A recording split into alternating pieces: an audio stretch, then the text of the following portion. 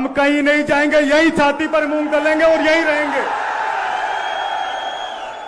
कि सुभाष गर्ग का नाम इसमें क्यों नहीं आया?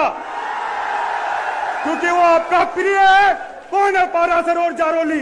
इस बात का सवाल जनता पूछेगी और हम भी पूछेंगे। जो कार्रवाई करनी हम पे करें और जो आप लोगों को निशाना होते आदरणीय पायलट साहब और हम लोग जो लोग बैठे हैं, जितना इनका भाषण मुख्यमंत्री जी का 4.5 साल का सुन लो, उनका एक ही मकसद है कि पायलट साहब और ये लोग पार्टी छोड़कर चले जाए और हमारे लोग पीछे से उस पर राज कर ले। डी सर्कल के लोग ही पेपर में शामिल है, लीक करने में शामिल है, तो कहां कांग्रेस हो गई? कटारा को किसने नियुक्ति दी? इस बात पर सवाल उठेगा। पायलट साहब, आपसे लोग पूछेंगे कि जब भविष्य खराब हो रहा था नौजवानों का, तो आप घर में क्यों बैठे थे?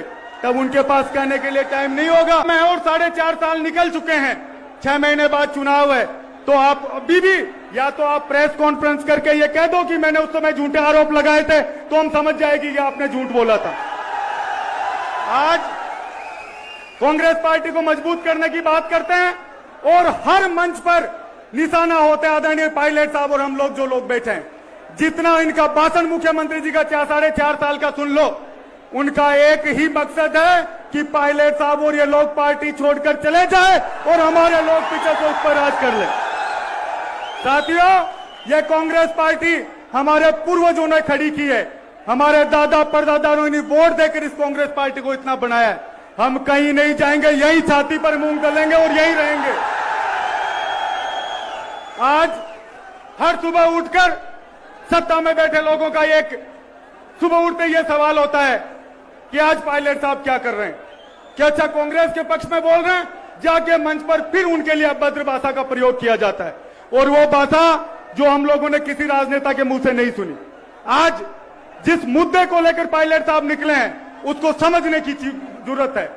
पेपर लीक हुआ, किसने पेपर लीक किया? साथियों, पेपर लीक करने वाली संस्था, जिस संस्था को आदरणीय सोनिया गांधी जी ने इस देश को नौजवानों को अधिकार देने वाले नेता राजीव गांधी जी के नाम से बनाया था, राजीव गांधी स्टडी सर्कल, उसकी शिक्षा में हम लोगों ने यूनिवर्सिटी में उसके कैंपों में भाग लिया है।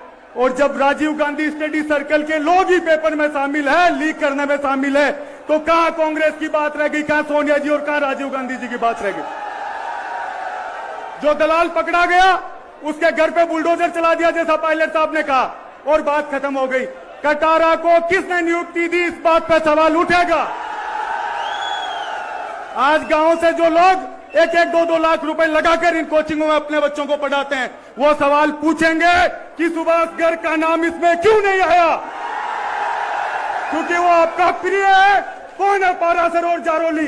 इस बात का सवाल जनता पूछेगी और हम भी पूछेंगे। जो कार्रवाई करनी हम पे करें और जो आप लोगों को जो भाषा में बोलना है आप लोग बोलें। मैं आदरणीय पायलट साहब से यही कहना चाहूंगा कि पायलट साहब, ये नौजवान आपको याद रखेगा, और इस यात्रा की जरूरत क्यों पड़ी? क्योंकि जब हम लोग फिर वोट मांगने जाएंगे, तो जिन लोगों को सुनना नहीं है उनसे कोई नहीं पूछेगा। पायलट साहब, आपसे लोग पूछेंगे कि जब भविष्य खराब हो रहा था नौजवानों का, तो आप घर में क्यों बैठे थे? तब उनके पास कहने के लिए टाइम नहीं होगा। वो नेता जिसकी कहां पढ़ाई हुई, किस परिवार में पैदा हुए, 5 साल इस राजस्थान की सड़कों को एक-एक घर जाकर इन्होंने छाना, और आज 45 डिग्री टेम्परेचर है, 45 डिग्री, उसमें 5 दिन से यहां आए हैं। इस बात को हम लोगों को याद रखना पड़ेगा। मैं आदरणीय पायलट साहब से यही कहना चाहूंगा कि पायलट साहब, जो लड़ाई आपने शुरू की है, वो जिस कीमत पे खत्म हो, हम लोग तैयार हैं। जो कुर्बानी ये लड़ाई आपकी मांगती है, हम लोग तैयार हैं। जो करना है ये कर ले, लेकिन जिन मुद्दों पर आपने बात रखी है, उनका जवाब सरकार से आप लोग लेकर रहे।